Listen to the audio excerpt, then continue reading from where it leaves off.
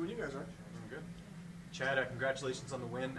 First off, how did you feel in there at 170 pounds, competing again? I felt awesome.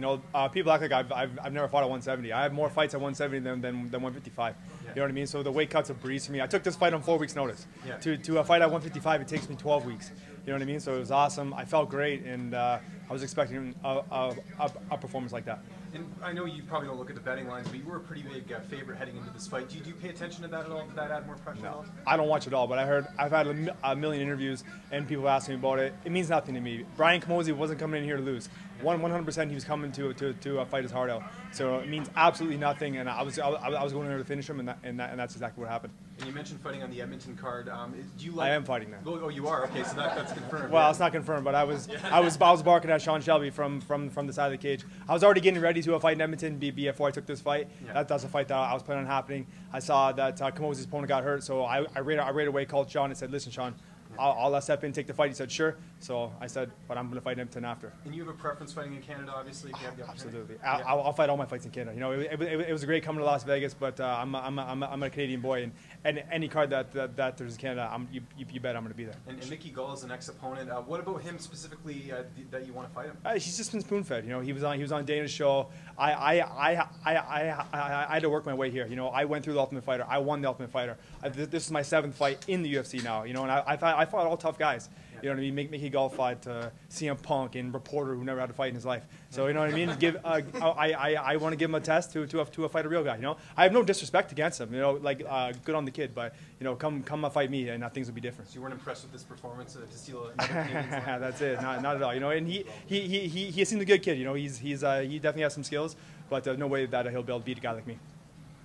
That shot, that right straight that finished him, was that part of your game plan, and you just saw an opening? Absolutely. He's a tall, lanky guy. So me and my coach has been working the whole training camp on hitting that body. That took me a little bit of time to get used to his range, but I knew when I was able to find my openings that I'd be able to put him away.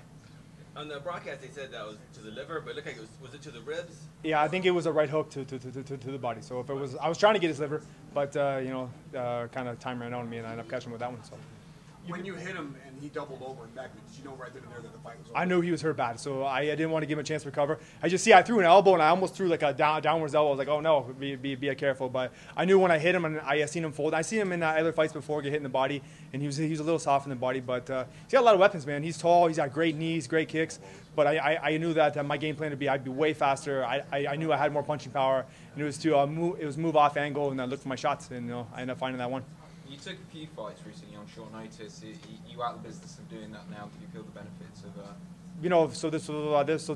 This fight was on 1 month, and I felt absolutely fine. I was out because I ended up getting injured, so I had to miss out on UFC Toronto. So my last fight was last August. So I was chomping at the bit. I'm finally healthy now, and I'll fight tomorrow if I get another fight again.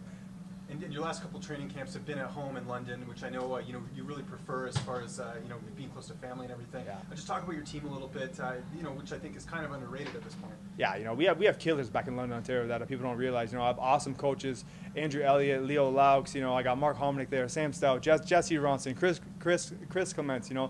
I have a lot of high-level guys in London, Ontario, and Montreal's great too. I still train up there with the guys at TriStar, but London, Ontario's home. I have a two-month-old baby daughter back home now. You know what I mean? So I'm going to do the majority of my training will be in London, Ontario. Have you trained at all with the Laramie brothers up there? Laramie brothers come up all the time. Reno Belcastro, guys from Windsor. We have, and also guys at Parabellum in Hamilton and Toronto way. Everybody comes in to help me out. I had so many tall guys, Muay Thai guys come in, guys from all over the place to help me out get ready for Brian Camozzi. Excellent. How are you celebrating tonight? Same thing as always, eating pizza, relaxing. But I'm gonna give myself 1 week. But Sean Shelby, I'm fighting in UFC Edmonton, so there's gonna be no. I'm gonna get right back to work. Chad, when you asked for Mickey, did they say if he was available? Because he's kind of disappeared over the last few months. So what I hear from looking at his social media, that he says he's ready to fight end of summer. Okay. So September 9th is looks like end of summer to me, right? So we'll see. Were you at TriStar when he was at TriStar? No, never. So I don't know if he trains there or what. I think he went there for a little bit. So obviously getting Mickey Gall is the long shot. Everybody wants to fight Mickey Gall. He's one of the easiest guys who has the biggest name, right? So we'll see. You don't even think he's good? He's not UFC level. He's not UFC. He can beat like lower end guys. He's okay. I'm sure he has decent jiu-jitsu, but he's not a guy like me level. He's not a lot of guys that are in the welterweight division level. You know, obviously I'm not somebody who wants to trash talk, but I'm just saying facts are facts. It is what it is. Does it offend you when he's co-main event on Fox and he's getting these big opportunities? A little bit, you know what I mean. But good on him. You know, he's getting lots of opportunities.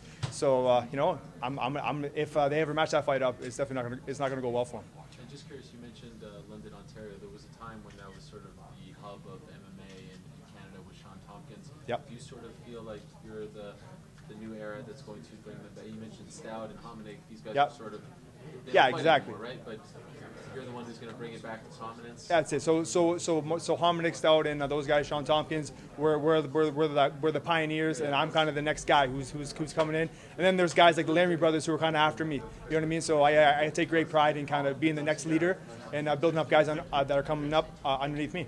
Before I let you go, Chad, sorry, just quickly, did you know Tim Hague at all? Obviously, a big loss for the Canadian MMA community. Did you ever meet him or have any relations with him? I never met him personally, but I have a lot of mutual friends. I've heard nothing but good things from him, and man, I really feel bad for his son Brady. You know, God bless him. You know, it's a terrible tragedy what happened to him, and God bless his family and everybody out in Edmonton. You know, there's a terrible loss, and hopefully things like that don't happen. But, you know, this is a dangerous sport, and anything that can happen. You know.